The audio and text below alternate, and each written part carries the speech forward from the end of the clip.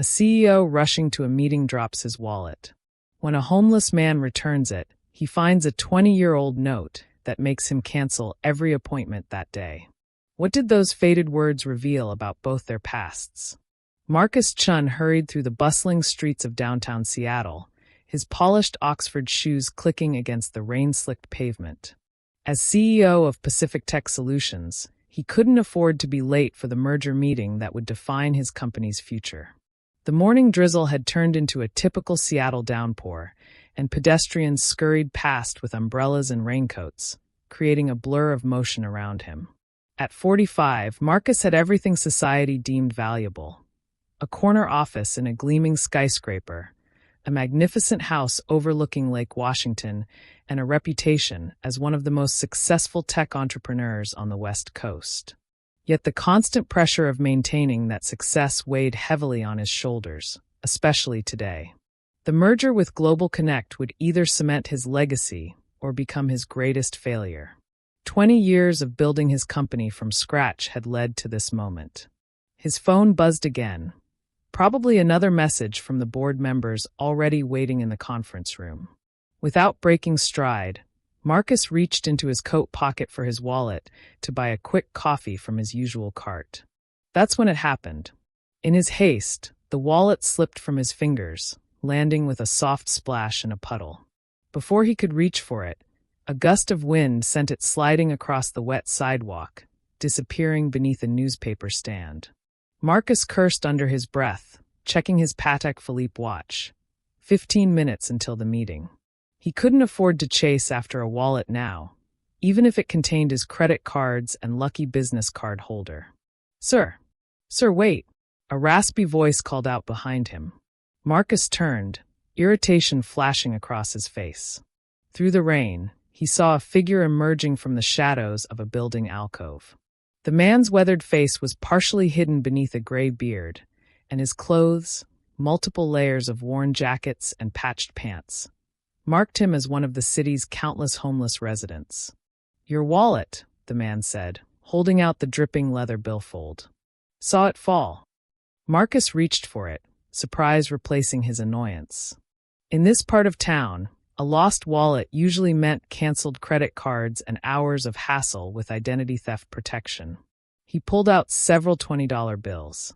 "Thank you," he said, extending the money. "I appreciate your honesty."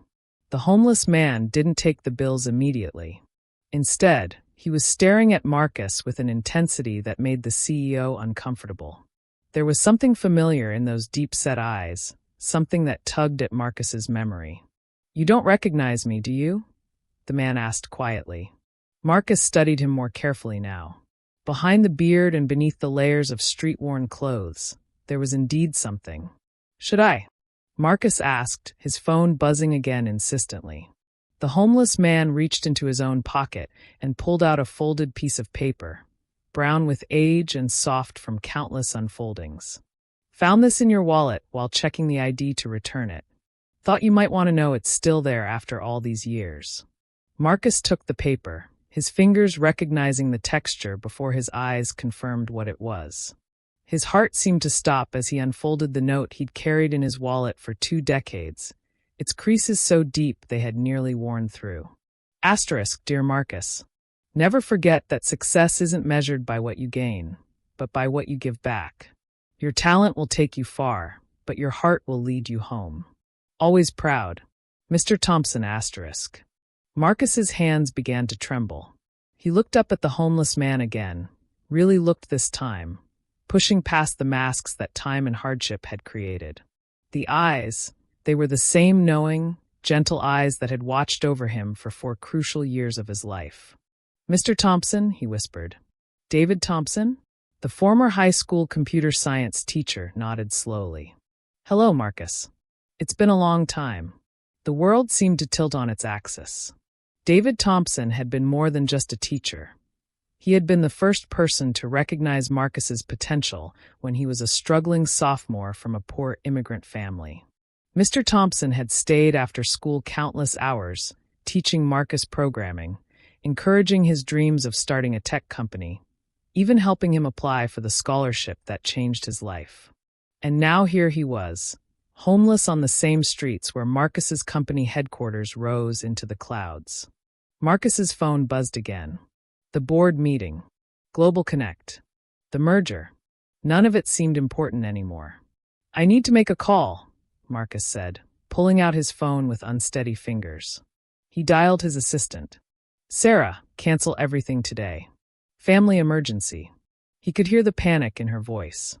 "But sir, the Global Connect executives dash. Reschedule it. All of it." He hung up before she could protest. Mr. Thompson was already turning away, as if expecting nothing more than the brief interaction of returning a wallet. "You have important things to attend to, Marcus. Don't worry about Dash." "No," Marcus cut him off, grabbing his former teacher's arm. "Nothing is more important than this. Please let me buy you a coffee. I need to understand what happened." They found a quiet corner booth in a nearby diner, away from the rain and curious stares. The waitress raised an eyebrow at the odd pair, the immaculately dressed CEO and the homeless man, but brought their coffee without comment. As steam rose from their cups, David Thompson's story emerged slowly, painfully. The dedicated teacher who had inspired hundreds of students had faced a series of devastating blows. First, his wife's early-onset Alzheimer's had drained their savings. Then, the experimental treatments they'd tried had put them deeply in debt. After she passed away, the medical bills and predatory loans had cost him everything: his house, his retirement, his dignity. "The system isn't designed for second chances," David said, his hands wrapped around the warm coffee cup.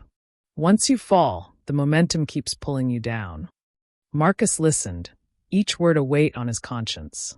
He had lost touch after graduation, too focused on building his empire to maintain connections with his past. How many times had he walked past homeless people without really seeing them? How many might have been others who had once helped him on his journey? "The scholarship you helped me get," Marcus said quietly. "It was the foundation for future leaders. They gave me a full ride to Stanford because of your recommendation letter." David nodded, a ghost of his old proud smile appearing. "You deserved it. I knew you would do great things. The foundation asked me to join their board 5 years ago," Marcus continued, the pieces of an idea forming in his mind. "We've been looking to expand our programs beyond just college scholarships." He pulled out his phone again, this time sending a rapid series of texts. The responses came quickly. "Mr. Thompson," Marcus said, looking his former teacher in the eye, "I'd like to offer you a job." David's expression turned wary. "Marcus, I appreciate the gesture, but I'm not looking for charity dash." "This isn't charity," Marcus interrupted. "The foundation needs someone to develop a new initiative, identifying and supporting teachers who go above and beyond, who change students' lives the way you changed mine. We need someone who understands both sides of the system, someone who can help prevent others from falling through the cracks." He slid a business card across the table. "The salary is competitive. Full benefits, including housing assistance for the first year. But more importantly, it's a chance to do what you do best, making a difference in people's lives." David stared at the card for a long moment, his coffee growing cold. "Why?" he finally asked. "Why would you trust someone who couldn't even manage his own life?" Marcus pulled out the old note again, smoothing it carefully on the table between them. "Because you taught me that success isn't measured by what you gain, but by what you give back. I gained everything I have because of people like you who believed in me. It's time I started giving back." Tears formed in David's eyes as he looked at his own words, written so long ago. "I meant every word of that note," he said softly. "I know," Marcus replied. "That's why I've carried it all these years. And that's why I know you're the perfect person for this position." Outside the diner windows, the rain had stopped, and rays of sunlight were breaking through the clouds. David picked up the business card, running his thumb over the embossed lettering. "When do I start?" he asked. Marcus smiled, feeling lighter than he had in years. "How about we get you cleaned up and find you a place to stay first? I have a friend who owns a residential hotel nearby. Then tomorrow we can dash." His phone buzzed again. This time, it was Sarah with news about the Global Connect executive's reaction to the canceled meeting. Marcus started to silence it, but David stopped him. "Take it," his former teacher said. "Your company needs you." Marcus answered the phone but kept his eyes on David. "Sarah, tell them I had a family emergency, which is true, and that I'd like to reschedule for tomorrow morning. Yes, I know they're upset, but sometimes life reminds us what's really important. No, I'm not having a crisis. Actually, I'm finally thinking clearly for the first time in a long while." He ended the call and stood up, extending his hand to David. "Come on, let's get you started on your new life." As they walked out of the diner together, Marcus realized that his former teacher had given him two priceless gifts. First as a teenager with dreams, and now as a successful man who had nearly forgotten what those dreams were really about. The note in his wallet had always been more than just words on paper. It was a reminder of what truly mattered, a compass pointing toward real success.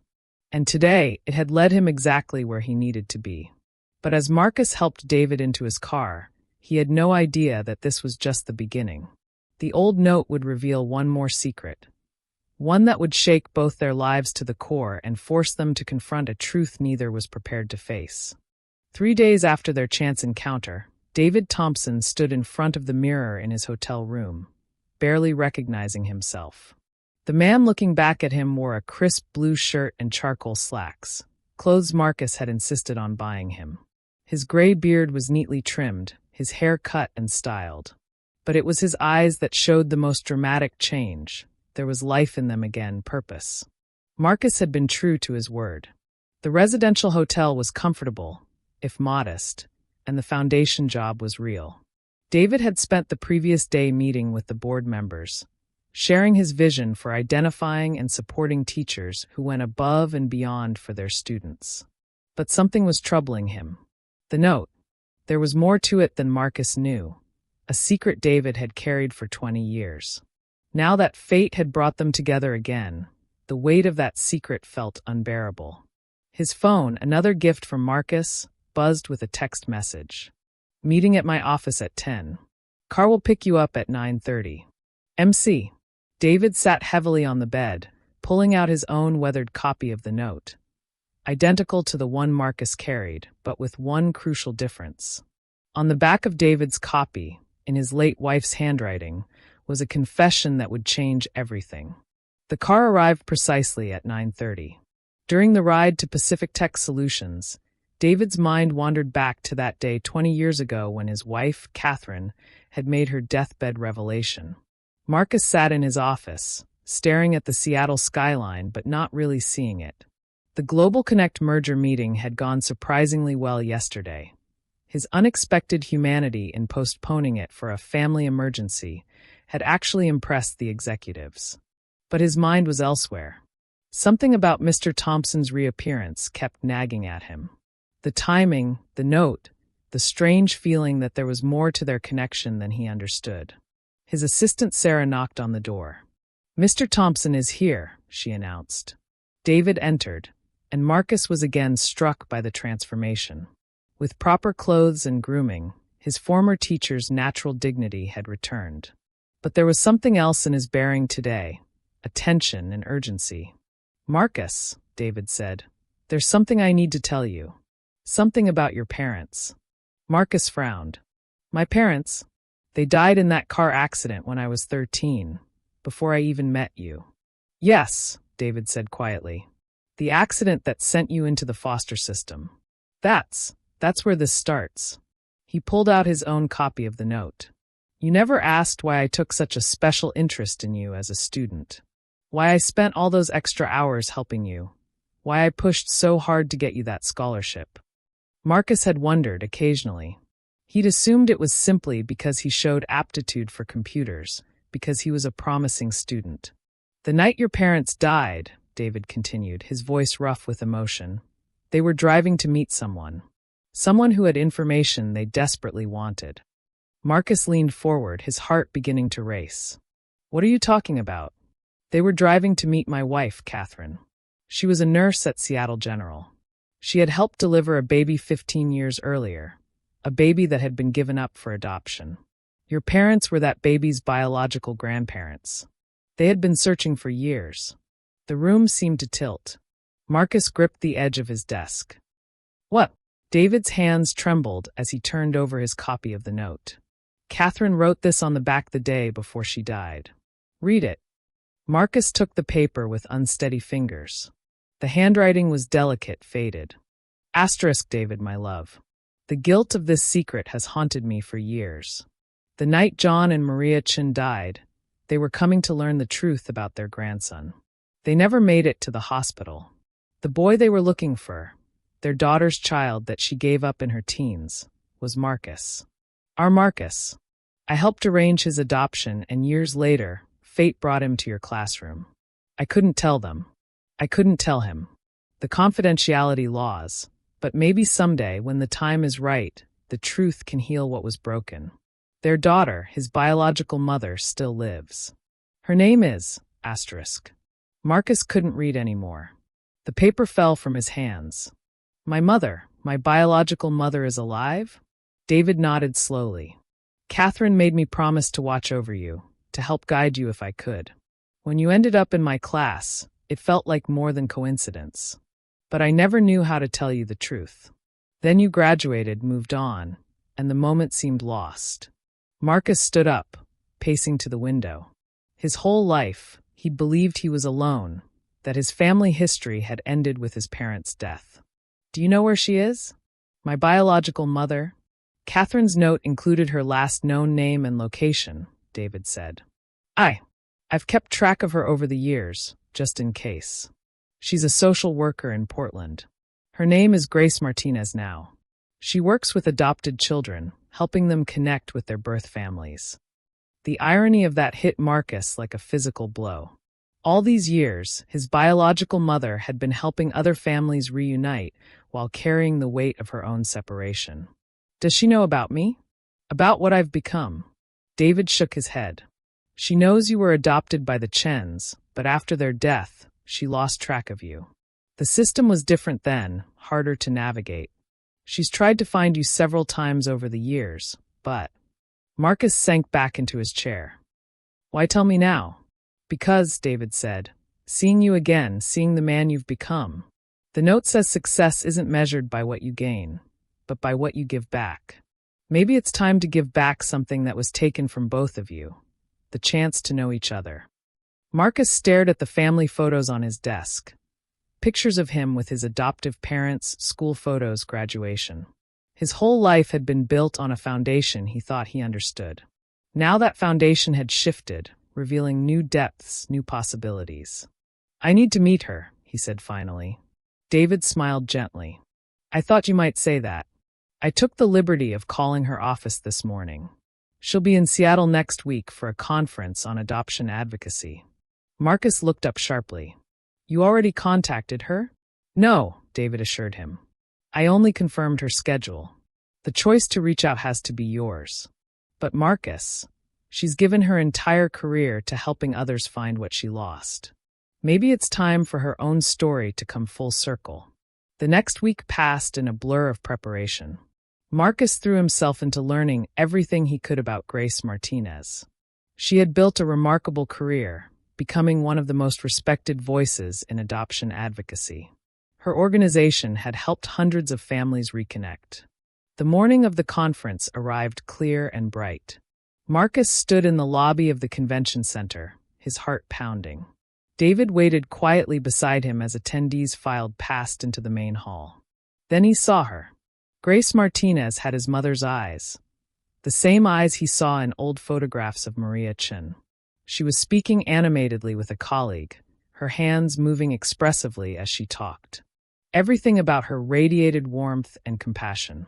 Marcus stepped forward, David's reassuring presence behind him. Ms. Martinez? She turned, professional smile in place. Yes, my name is Marcus Chen, he said softly. And I think you've been looking for me. The recognition wasn't immediate. Then her eyes went wide, her hand flying to her mouth. Marcus, she whispered. Little Marcus? They stood frozen for a moment, 28 years of separation hanging between them. Then Grace reached out tentatively, her fingers brushing his cheek as if making sure he was real. You have your grandfather's smile, she said, tears spilling down her face. "I see my father in you." The professional facade crumbled as she pulled him into an embrace. Over her shoulder, Marcus saw David quietly stepping away, giving them privacy for their reunion. But Marcus called out, "Mr. Thompson, wait." When David turned back, Marcus said, "We wouldn't be here without you. You're part of this story, too." 3 months later, the Foundation for Future Leaders launched its most ambitious program yet. The Thompson Initiative, as Marcus named it, went beyond just supporting current teachers. It created a comprehensive support network for educators facing personal crises, ensuring that no more dedicated teachers would end up on the streets. But the program's impact reached further. Grace Martinez joined forces with the Foundation, integrating adoption support services into their mission. Together, they created a model for helping families navigate the complexities of reunion while providing practical support for those facing challenges similar to what had driven them apart. The old note that had brought them together now hung framed in the Foundation's headquarters, both sides visible, the original message and Catherine's revelation. Below it, a new plaque read, "Success isn't measured by what you gain, but by what you give back. And sometimes what you give back is the truth." On a sunny afternoon a year later, Marcus stood at a podium, addressing the Foundation's annual gathering. David sat in the front row beside Grace. They had become a kind of family, bound not by traditional ties, but by the strange and wonderful way their lives had intertwined. "A year ago," Marcus began, "a lost wallet and an old note brought 3 lost souls together. It taught me that success isn't just about building companies or making profits. It's about recognizing the hidden connections that make us human. It's about understanding that sometimes the most valuable things we can give back are the truths we carry and the bridges we build." He looked out at the audience, teachers, students, families brought together by the Foundation's work. Every one of us carries notes in our lives, written or unwritten. Messages of hope, of truth, of possibility. Today we're creating new notes, new messages for future generations. Messages that say no teacher should ever face hardship alone. No family should lose hope of reunion. No dream of connection should be abandoned. David Thompson, no longer homeless but now the respected director of the initiative bearing his name, smiled up at his former student. Grace Martinez, who had finally found the son she'd never stopped loving, wiped away tears of joy. And Marcus Chen, the CEO who had rediscovered his heart through a lost wallet, felt the full circle of their journey complete. But even as he spoke, somewhere in the audience, another story was taking shape.